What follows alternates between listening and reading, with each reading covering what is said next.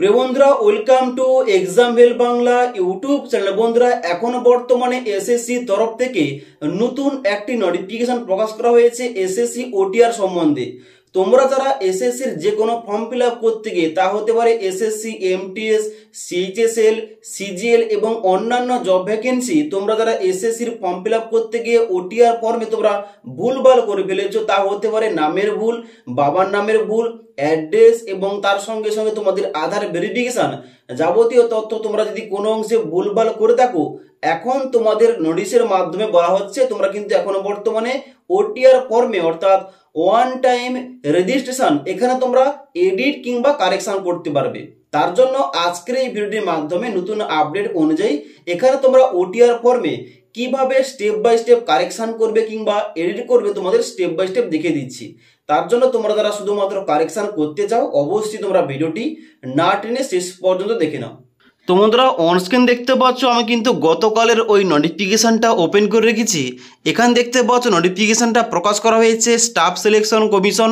এখানে তোমাদের এসএসসি তরফ থেকে গতকাল নোটিফিকেশানটা দেওয়া হয়েছে, যেখানে নোটিশে তোমাদের সাবজেক্টে বলা হচ্ছে information regarding modification of details in OTR অর্থাৎ ওয়ান টাইম রেজিস্ট্রেশন মডিউল, অর্থাৎ ওটিআর ফর্মে কারেকশান করার জন্য তোমাদের কিন্তু এখানে সুযোগ দেওয়া হয়েছে।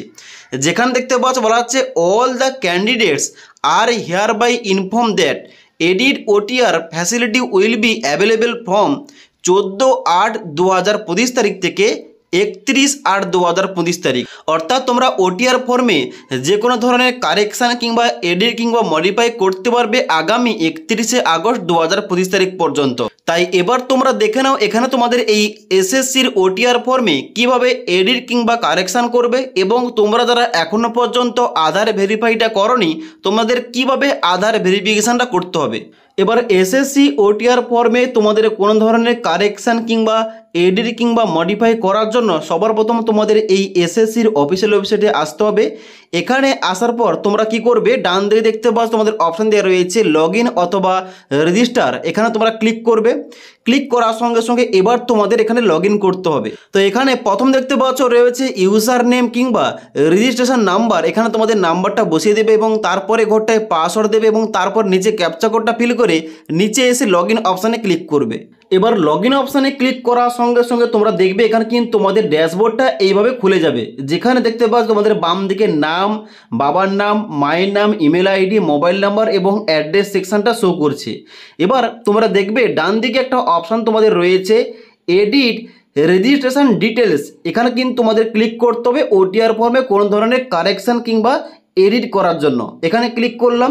এবার ক্লিক করার সঙ্গে সঙ্গে তোমাদের কিন্তু এখানে নেক্সট পেজটা এইভাবে খুলে যাবে।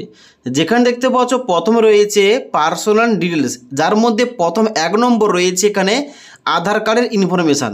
এবার তোমরা যারা এখনো পর্যন্ত আধার কার্ডের ভেরিফিকেশানটা করনি কিংবা আধার ভেরিফাই করনি, তোমরা কিন্তু অবশ্যই এখনো বর্তমানে আধার ভেরিফাইটা করতে পারো।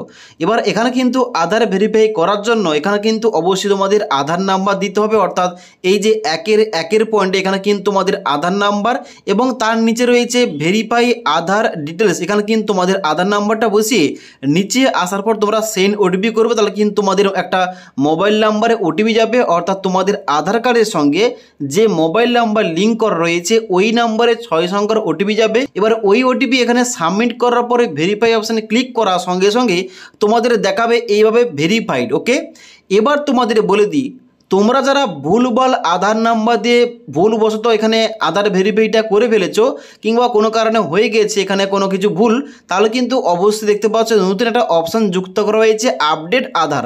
অর্থাৎ তুমি যদি চাও তোমরা কিন্তু অবশ্যই এখানে আধার কার্ডের নাম্বারটাও কারেকশান করতে পারবে, আবার তোমরা রিভেরিফাই করতে পারবে। ওকে, তো এখানে আপডেট আধার, এখানে তোমাদের যে অপশান দেওয়া রয়েছে এখানে ক্লিক করে তোমরা কিন্তু নতুন আধার কার্ডের নাম্বারটা ইনপুট করে আবার তোমরা সেন্ড ওটিপিতে ক্লিক করবে এবং তোমরা ভেরিফাই করে নেবে। এবার আধার কার্ডটা ভেরিফাই হয়ে যাওয়ার পর তোমাদের দেখাবে এইভাবে ভেরিফাইড। ওকে, তাহলে তোমরা বুঝে নেবে তোমাদের আধার কার্ডটা ভেরিফাই হয়ে গেছে। এবার 2 নম্বর দেখতে পাচ্ছ এখানে তোমাদের অপশান এখানে কিন্তু দেখতে পাচ্ছ অ্যাক্টিভ হয়ে গেছে। তোমরা কিন্তু দেখতে পাচ্ছ নামের ক্ষেত্রে এবং তার সঙ্গে সঙ্গে নিচে কিন্তু সমস্ত অপশানগুলো তোমরা কিন্তু এডিট কিংবা কারেকশান করতে পারবে। যেমন 2 নম্বর পয়েন্টে তোমাদের নাম শো করছে, তোমরা যদি নামের কারেকশান করতে চাও এখানে কিন্তু কারেকশান করতে পারো। নিচের দিকে আসবে, নিচের দিকে আসার পর জেন্ডার কারেকশান করতে পারবে।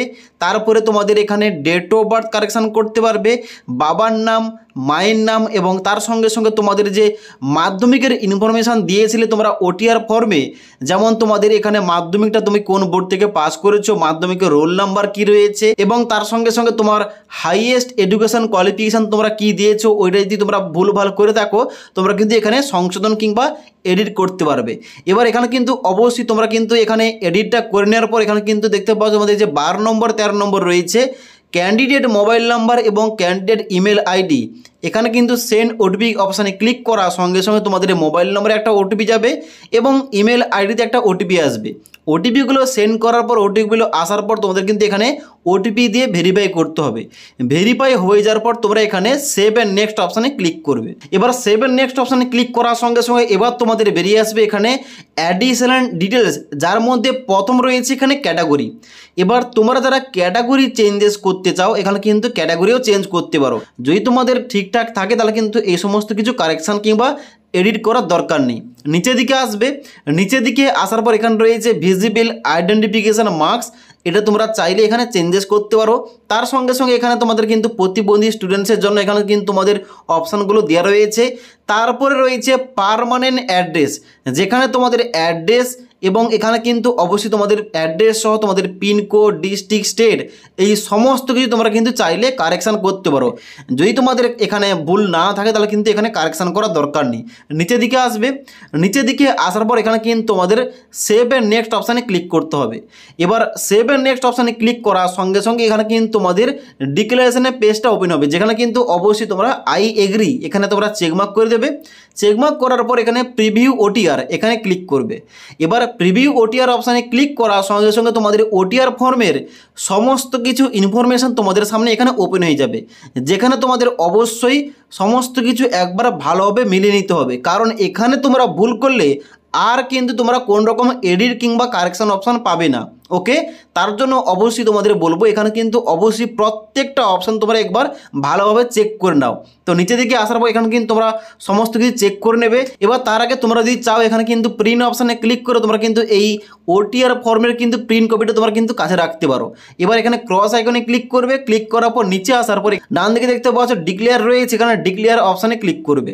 এবার ডিক্লেয়ার অপশানে ক্লিক করার সঙ্গে সঙ্গে এখানে কিন্তু তোমাদের সাকসেস দেখিয়ে দেবে, যেখানে তোমরা ওকে অপশানে ক্লিক করবে। ওকে অপশানে ক্লিক করার সঙ্গে সঙ্গে তোমাদের কিন্তু এখানে ওটিআর ফর্মের সংশোধনটা এখানে হয়ে যাবে, সাবমিট হয়ে যাবে। তোমরা কিন্তু এখানে দেখতে পাও তোমাদের কিন্তু ড্যাশবোর্ডটা এইভাবে খুলে যাবে। এবার তোমাদের দেখিয়ে দিলাম এখানে তোমাদের ওটিআর ফর্মে যদি কোনো অংশে ভুলভাল হয়ে গিয়ে থাকে তা হতে পারে নামের ক্ষেত্রে, বাবার নাম, address, mobile number, email ID, Aadhaar verification A to Z যে কোনো ক্ষেত্রে তোমরা চেঞ্জেস করতে চাইলে অবশ্যই কিন্তু চেঞ্জেস কিংবা এডিট কিংবা মডিফাই করতে পারো। এখন বর্তমানে যার লাস্ট ডেট রয়েছে 31শে আগস্ট 2025 তারিখ পর্যন্ত তোমাদের সমস্ত কিছু স্টেপগুলো দেখিয়ে দিলাম। এবার এই সংক্রান্ত তোমাদের আর কোনো কিছু জানার থাকলে কিংবা কোন রকম কোশ্চেন থাকলে নিচে কিন্তু অবশ্যই আমাকে কমেন্ট করতে পারো। তাছাড়া আজকের এই ভিডিওটির আপডেট তোমাদের ভালো লেগে থাকলে একটি লাইক করবে এবং বন্ধুদের অবশ্যই ভিডিওটি শেয়ার করে দেবে।